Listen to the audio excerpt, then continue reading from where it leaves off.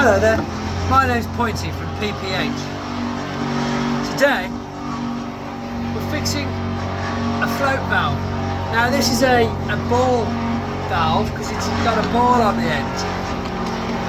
Make sure that's not full of water. Sometimes these can split. So even though it looks like this part's knackered, really it's just this bit not floating anymore. But we know it's not that. We know it's actually, well, everything else, essentially. So how this works is quite simple. This lever lifts up and it shuts off. This is a type 1 float valve, which basically is just using the power of this float to push the valve shut. Of course, it's got to work. There's also a type 2 float valve. Type 2 is slightly different. That's an equilibrium valve. This one here pushes on a rubber washer and it lets more pressure in behind it to hold itself shut. But yeah, this is cool.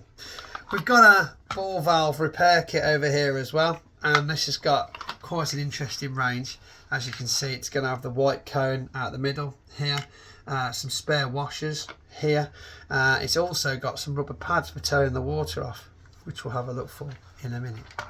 But for now, let's continue cracking this bad boy open. What I am going to do though is just spread the split pin out a little bit more than that. Got my grips here, hold that like that, and my spanner here, hold that like that.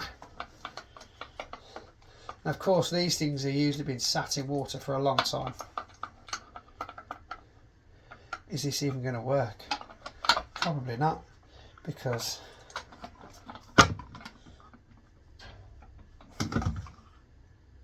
will it even fit on? Oh, I tell you what, they don't make them like they used to. You'd never get a new one coming apart this easily, would you?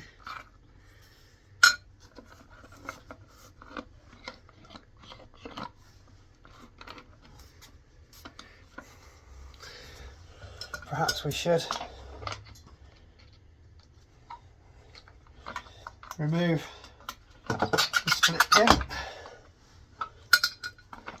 Then this float valve comes out like that, and then this is the rubber washer on the end of here. My God.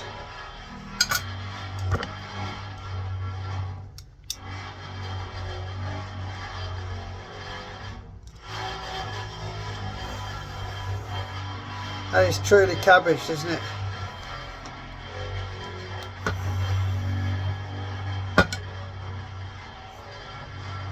What we might do, see if we can't get one of these and just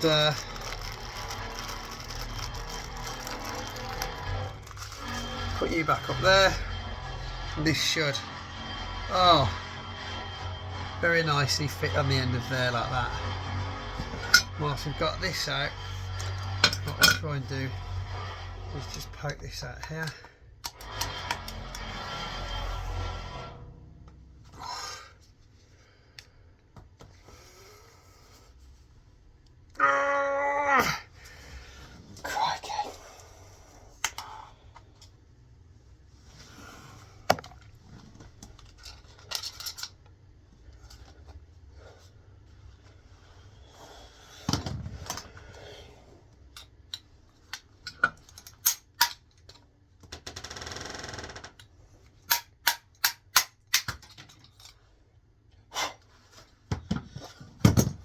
Voila, and we'll take one of these bad boys, pop it back in there like that. Take one of these bad boys, pop it in there like that. Take this bad boy and this bad boy, oh bad boy, pop it in there like that.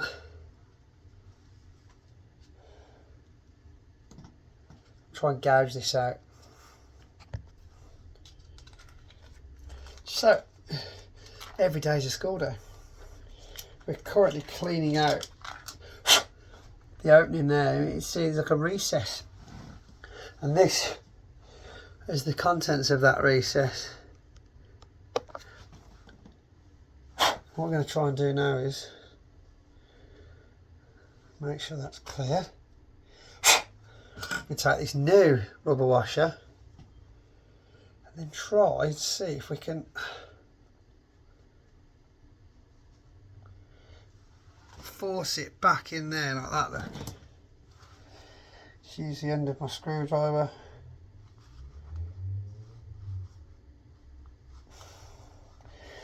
I know what you're thinking. In this society that we live, some call a throwaway society, why would you spend this much time fixing a float valve? Well, it's because it's easier than repiping the entire bloody house.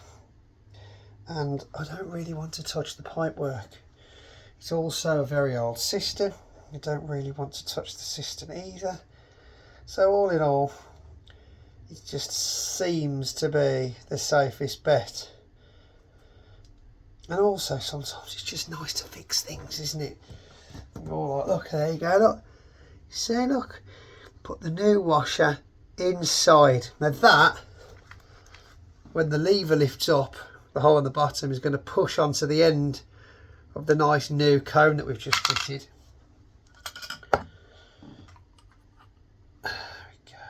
In there, pop you in there. Oh, shall we just do it? Shall we just go for it? Have a new split pin as well. Oh, I tell you, fully spoiling them now. Oh, look at that.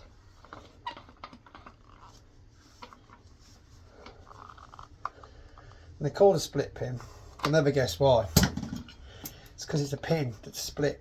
You make sure that you give it a little bend out when you're finished. Stops it coming out. And this end here will come on back onto here. Like this.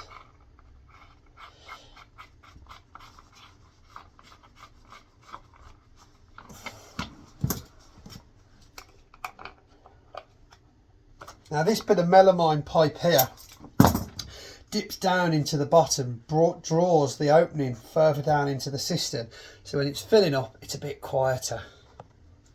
Let's get it fitted, shall we? So this is the face of what we're going on to here.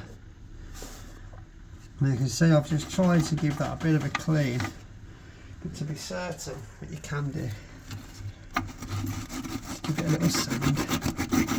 Just a memory cloth like that, and then get a bit of water, just give it a clean off like that. Now see if I can get this done.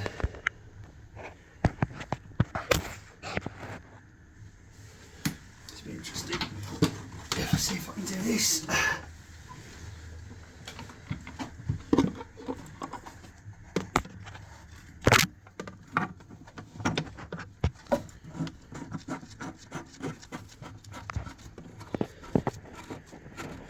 Like I said, I don't make them like this anymore.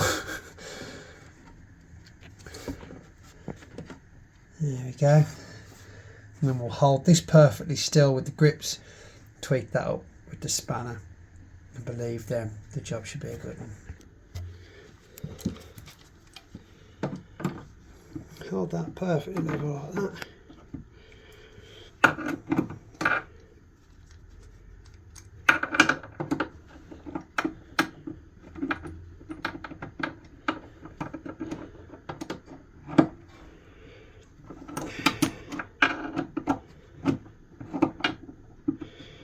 It'll be quite delicate, so what I don't want to do is break anything. Oh, nice and tight. There we go. See if this works now. Probably just bend that up a little bit like that so it actually comes up.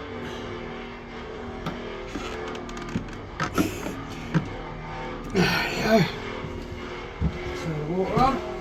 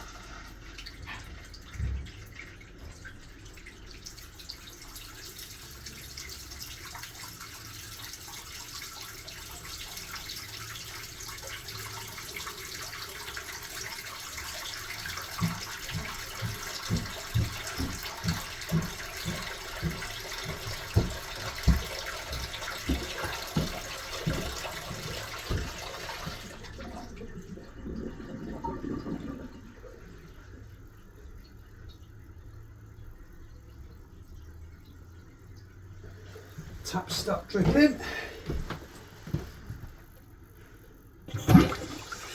There we go. You can see it turns off a lot quicker now. So we are going to have to bend that up a little bit more. And with this, the only adjustment really is bending the arm. The more it bends, the quicker it turns off. But we obviously want the water line to get to the top of that moulding, as is the old school way.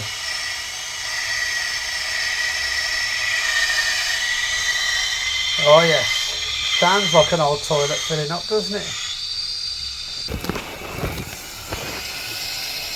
Beautiful.